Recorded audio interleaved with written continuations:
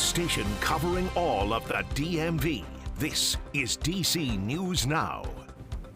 Good Sunday morning, everyone. Thanks for joining us on DC News Now. I'm Haley Milan. Let's take a live look outside this Sunday morning. Oh, it's a cozy Sunday. We can hardly see the Kennedy Center there through all of that.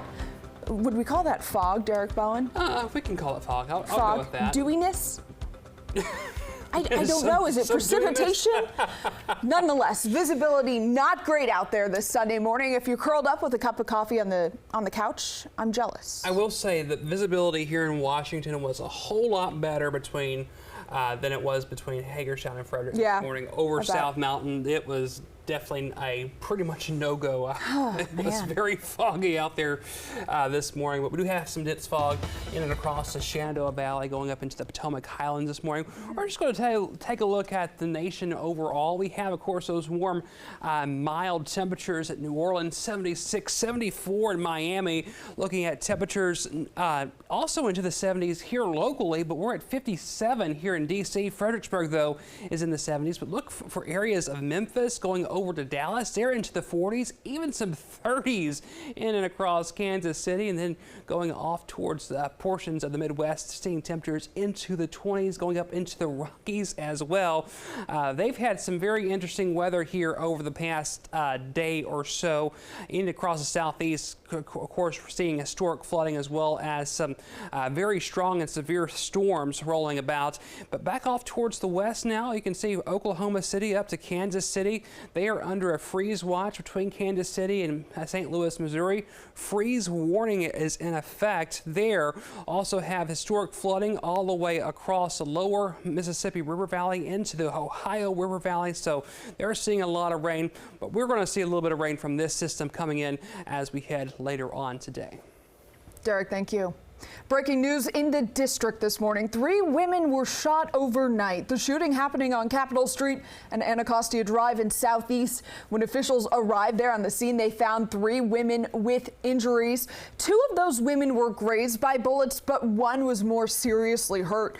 Officials still investigating and will bring you the latest on the case. And thousands gathered throughout D.C. for the Hands Off rally, one of many of the protests across the U.S. Demonstrators say they're protesting Donald Trump's administration's policies on the government's massive downsizing, as well as tariffs and human rights issues. Yeah, I think we are putting our bodies and our hearts and our spirits on the line to say no to fascism, to say no to racism, to say no to greed of billionaires. More than 1,200 demonstrations held in all 50 states yesterday, spanning more than 120 groups. I think we're seeing the biggest single pushback to the new Donald Trump administration that we've seen yet. And the biggest demonstration I've seen since the women 8 years ago who came out 2 million strong to resist Donald Trump. That is Representative Don Beyer of Virginia. According to officials, the rallies appeared peaceful with no immediate reports of arrests.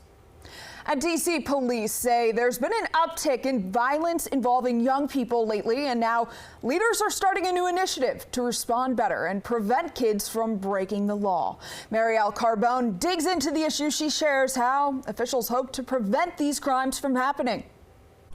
And this announcement comes as the police chief says she's seen a rise in juvenile crime happening within the school system and more young people being suspects of crimes district-wide. Now, this new unit, it is tasked with investigating youth crime. We see many young people now that are taking matters into their own hands. They're turning to anger and violence. For Dion Bussey Reader, youth violence is a problem in the district, driven in part by poverty. We got to deal with that. It's what her group Far Southeast Family Strengthening Collaborative has been doing for decades, helping young people like Ardenae Blocker. Because she's buried more friends than she had today. At the time, we was begging for more consistent organizations. Her team is hoping to be at the table as the district launches a new youth crime initiative. instead of having commanders and lieutenants in different districts working on juvenile crime, we're bringing them under one umbrella. Thursday, Police Chief Pamela Smith and Mayor Muriel Bowser announcing the Juvenile Investigative Response Unit. The new unit will be responsible for investigating and disrupting repeat juvenile crimes. And we will prioritize intervention-driven accountability. We will work to identify and interrupt ongoing disputes. Our success will be measured by tracking recidivism. According to police data, nearly 200 juveniles arrested for violent crime in 2024 were repeat offenders. This is not all of our kids in D.C. that's committing these things. It's the same kids, right? I think we have to do like many things, give it a try. Bassi Reeder is optimistic, but says community buy-in is necessary for success. The city cannot do this alone. They cannot do this without connecting with the community. And this new unit will operate under MPD's Youth and Family Engagement Division and work with other city services to provide wraparound services for those juveniles. Right now, MPD is interviewing officers for the unit with the plan to launch by the end of this month. Reporting from MPD headquarters, I'm Marielle Carbone, DC News Now.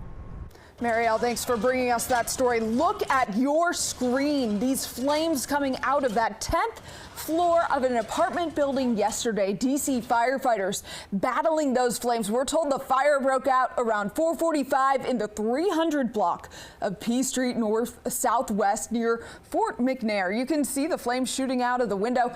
That's the top floor of the building. Investigators, they're still trying to figure out what caused that fire.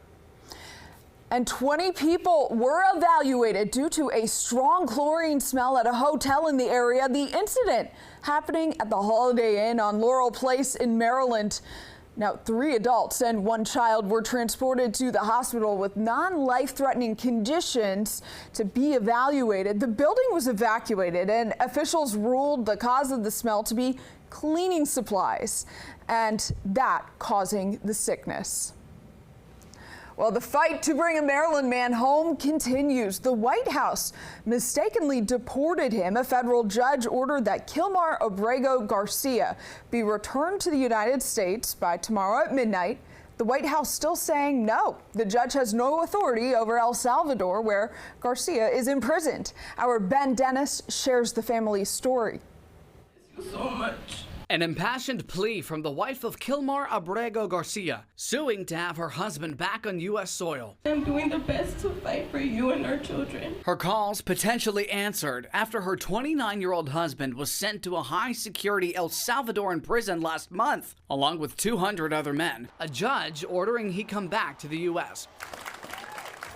Applause scattered outside the courthouse after the decision. Homeland Security officials continue to claim Garcia is an MS-13 gang member. His lawyers say no way. The Trump administration later admitted they should not have deported him, calling it a, quote, administrative error. And despite a 2019 ruling that shielded him from deportation to El Salvador, where he faced likely persecution by local gangs. In fact, I think it's fair to say that they've spent no effort whatsoever in making it right. Despite the judge's ruling, the government filed an appeal. White House Press Secretary Caroline Leavitt telling me, quote, we suggest the judge contact President Bukele because we are unaware of the judge having jurisdiction or authority over the country of El Salvador. Garcia's attorney responding in part, quote, they're not taking this seriously. Ben Dennis, thank you. And even though Garcia was mistakenly deported, the federal government contends that the Maryland judge has no authority to order him be brought back home. Garcia's attorney has until tomorrow to respond to the government's claims after they appealed. Garcia originally ordered back to the U.S. no later than tomorrow night. Now, the National Cherry Blossom Festival, it's making it clear that spring is here in the DMV, not just from our sneezing and allergies, but hosting the fun family event you're seeing on your screen. That is Petalpalooza. The event kicked off yesterday at Navy Yard. The day was filled with hundreds of people crafting, eating, and listening to music. Since the sun has come out, it's picked up in speed and everyone seems happy and interested, and lots of wandering around and enjoying all of the activities. Yeah, a week after peak bloom, people are still loving those blossoms. Petalpalooza finished off with celebrations last night, including a live music show and a fireworks show. And happening today, be prepared for road closures in D.C. as thousands of runners hit the streets for the Cherry Blossom 10-mile run. Road closures including Memorial Bridge and Memorial Circle by Arlington National Cemetery, Main Avenue from I-395 westbound to Independence Avenue, and Theodore Roosevelt Bridge ramp to Ohio Drive Northwest. We are told that streets should reopen at noon. Now, Metro is probably your best bet to get around. Trains did open 2 hours early this morning. All right, Derek, for people who are out and about exercising this morning, I've been saying it. We need to wash this pollen away. It is brutal.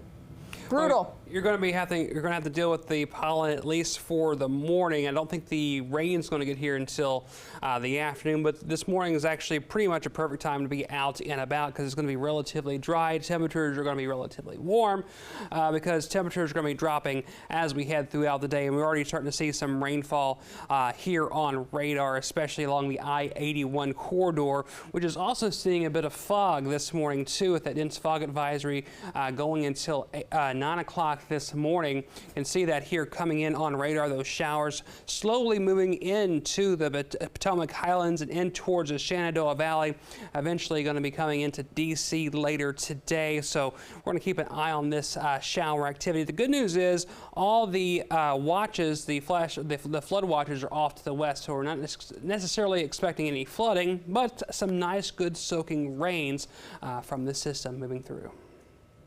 All right, Derek, thank you. The time now is 7:11. Still to come this morning on DC.